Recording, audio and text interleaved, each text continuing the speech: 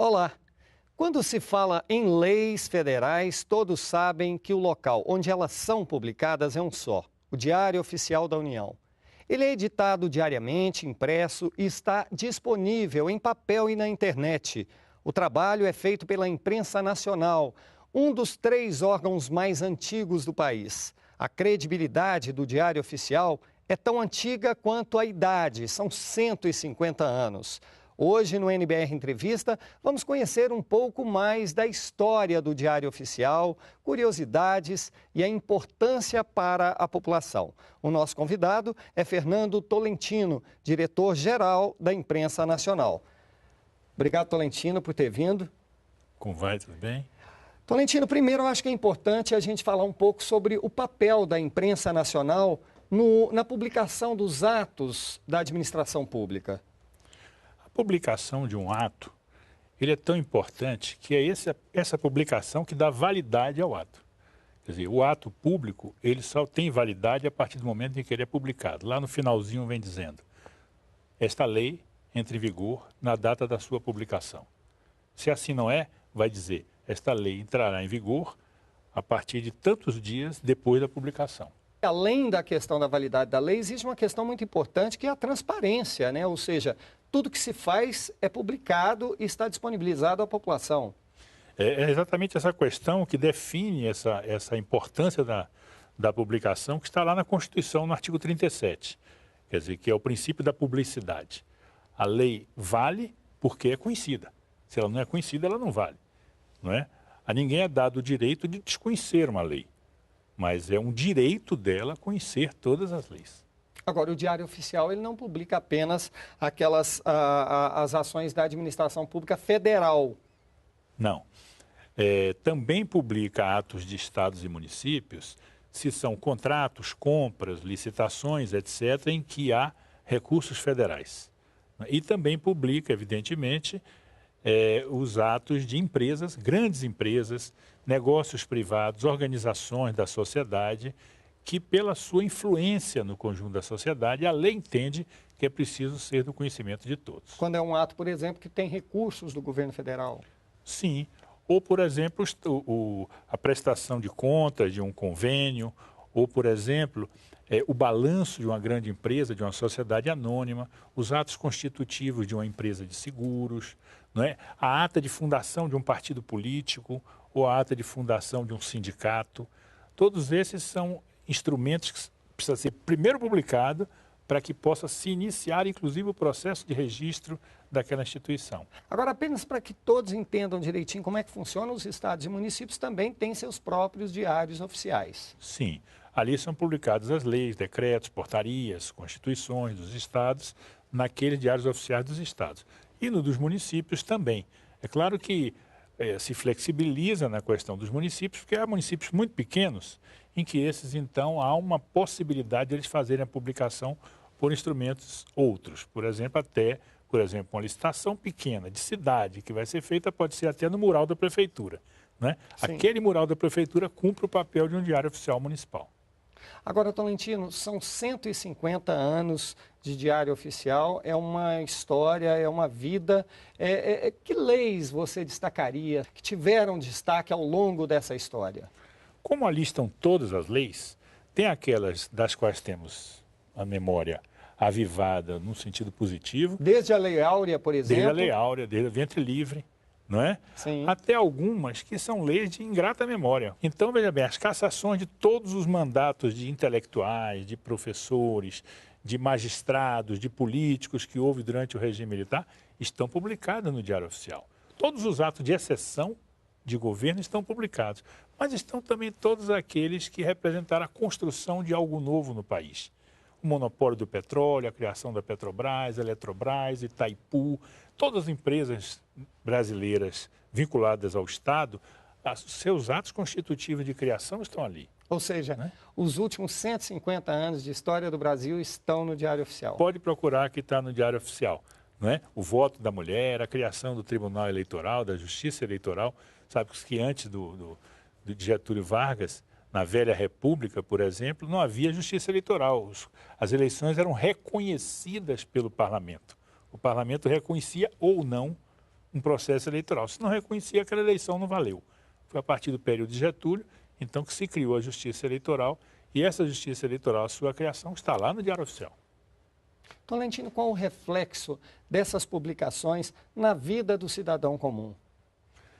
Esse é um dado significativo, porque quando um ato, uma lei, um ato oficial diz que é a partir da sua publicação, significa que ele gerou efetivamente um efeito a partir daquele momento em que foi publicado. Se é uma edição extra, a partir da data em que foi publicada aquela edição extra. Né? Se muda o juro, muda a taxa de juro. Né? Aquela mudança na taxa de juro está ali e tem uma data. A partir daquele momento valeu aquela taxa, a Selic, etc. Ela está ali dentro do Diário Oficial e desde aquele momento em que foi publicado. Né? Então, o importante, o ideal é que todo cidadão vivesse ligado no Diário Oficial como vive no Facebook. Porque ali ele estaria sabendo, saiu uma coisa nova. E essa coisa me atinge. Os advogados dizem que todo mundo devia ler o Diário Oficial diariamente. Você concorda com isso? Exatamente. Hoje nós temos ferramentas, Flávio, que essas ferramentas substituem essa leitura. Porque a pessoa ela pode previamente se cadastrar na página da Imprensa Nacional para dizer o que ela quer receber de informação. Então, o que ela quer ler? Ela quer ler, por exemplo, ela coloca lá, eu quero ler tudo que sair sobre uniformes escolares. Toda vez que houver um ato que se refira a uniformes escolares, ele vai receber uma mensagem eletrônica no seu computador dizendo saiu um ato sobre uniformes escolares. Então ele vai entrar por aquela mensagem e tem uma conexão diretamente com o ato que saiu. Mas qualquer pessoa pode ter acesso também à versão impressa, em papel. Também, ela é comprada. Também pode. Embora, quer dizer, houve uma queda vertiginosa na tiragem do Diário de Papel diante da universalização que a internet faz. Não é? Mas você pode, desde o governo do presidente Lula, que a gente disponibiliza em, inclusive, bancas de revista. Não é? Hoje, entrando na página da Imprensa Nacional, é possível entrar lá no campo próprio do nosso portal e identificar em que bancas ele vai encontrar. Qualquer banca de revista que quiser vender, ela pode vender. Não é? Mas é evidente que não é uma edição popular. Então, há bancas de revista que não se interessam. Mas quase todos os estados têm bancas, em alguns estados não tem, mas as imprensas oficiais estaduais fazem esse serviço para nós. Não é? Enfim, é disponível também, inclusive em Brasília, em bancas de revista. Existe algum levantamento sobre os acessos na internet? Ele é muito instável, porque o cidadão é que busca o Diário Oficial. E ele busca para informações específicas.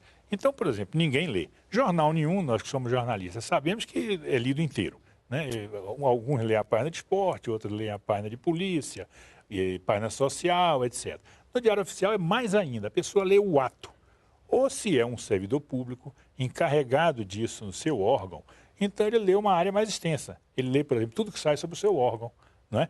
Ou órgãos que tratam de questões conexas. Por exemplo, se ele é de uma universidade, ele lê tudo que sai daquela universidade, tudo que sai sobre o MEC, tudo que sai do Conselho Federal de Educação, tudo que sai dos órgãos que regulam, da CAPES, né, CNPq, aqueles que tratam de questões que se referem à universidade.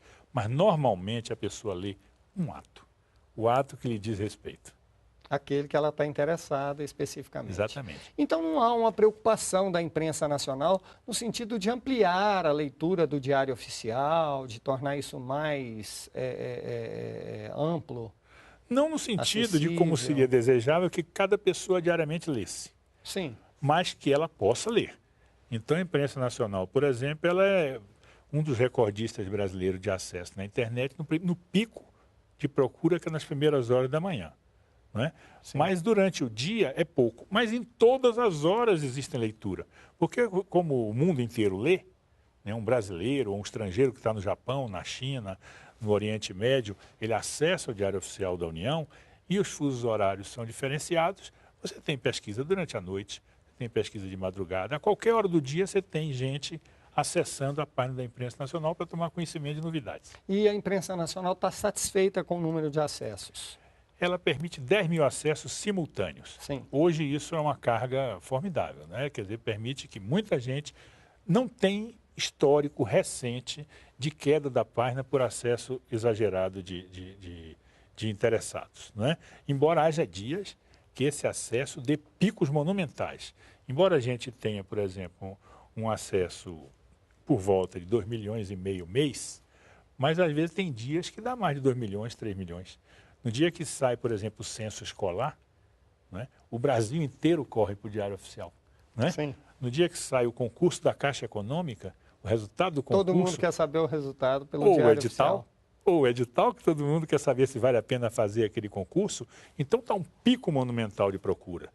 Mesmo assim, nós não temos tido histórico de queda da página. A página está estável, permanente, com velocidade. Há uma preocupação no sentido de tornar o Diário Oficial mais popular, um pouco mais acessível?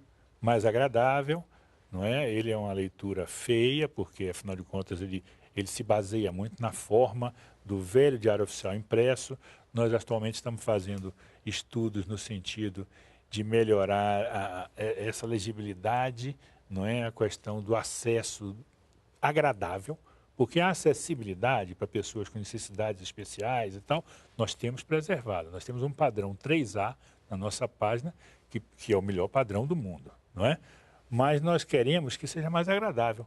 Por exemplo, o público não entende muito isso, mas o corpo serifado, né? Como Time News Roman, que é um corpo bastante conhecido com serifa, ele dá um pouquinho de dificuldade de leitura na tela do computador. Né? Então, nós estamos querendo fazer uma reforma gráfica trabalhando com corpos não serifados, como Arial, por exemplo, da Roma, que são corpos, são fontes... Para tornar mais agradável a leitura. tornam mais agradáveis. Exatamente. Agora, o processo de construção do Diário Oficial, eu imagino que deve ser tão corrido como o de um jornal diário, por exemplo? Eu diria que, em tese, é mais. O que a gente não tem é a atitude. Nós, jornalistas, sabemos o quê? A gente que vive até consegue situações especiais na legislação, porque a gente vive correndo atrás da notícia. E vive esse estresse de encontrar a notícia e a tensão que promove em nós encontrar aquela notícia que nem sempre é agradável. E quem trabalha no Diário Oficial também tem isso. Esse só não tem isso. Ele é ao contrário, ele é passivo. A notícia chega para ele. Mas imagine um jornal, um veículo de comunicação, jornal, rádio, televisão, internet, que ele tivesse 40 mil sucursais. 40 mil fontes. Difícil de controlar. Não é? E estão lá cadastradas na imprensa nacional 40 mil fontes, que isso, o crescimento é diário, fontes que enviam matérias para o Diário Oficial. Não é? E dessas fontes, cerca de 2.500 a 3.500 dessas fontes mandam matéria todos os dias. O específico e interessante é que essas matérias, é uma prática nossa de brasileiros, ela geralmente é mandada no prazo final da publicação.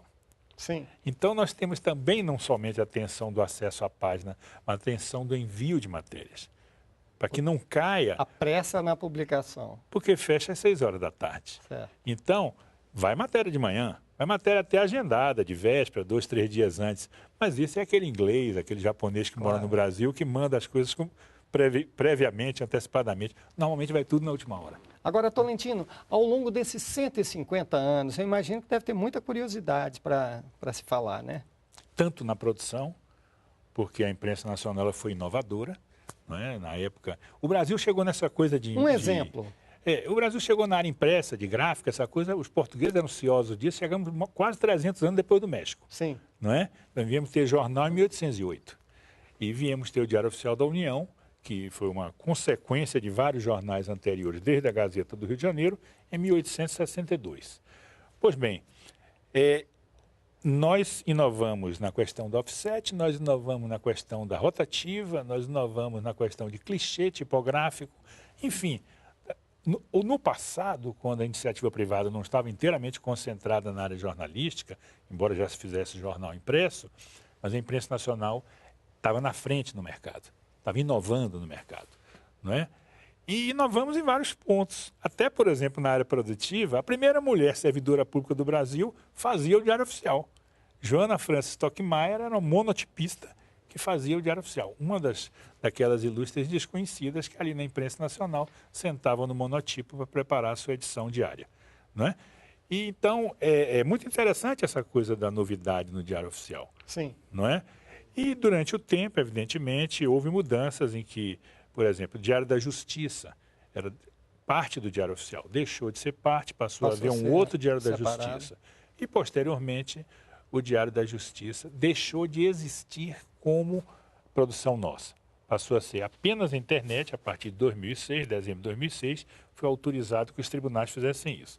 Hoje, alguns tribunais retornam para a imprensa nacional e nós já estamos fazendo, por exemplo, para o Tribunal Regional Federal da Primeira Região. Tolentino, infelizmente nosso tempo é curto, já acabou. Eu te agradeço muito pela entrevista e até uma próxima oportunidade. Estamos sempre à disposição e do seu público, Flávio. Muito obrigado. Obrigado mais uma vez. Outras informações na página da Imprensa Nacional. Para rever essa entrevista, basta entrar no endereço que aparece agora aí na sua tela. Obrigado pela companhia e a gente se vê num próximo programa. Continue com a gente aqui na NBR, a TV do Governo Federal.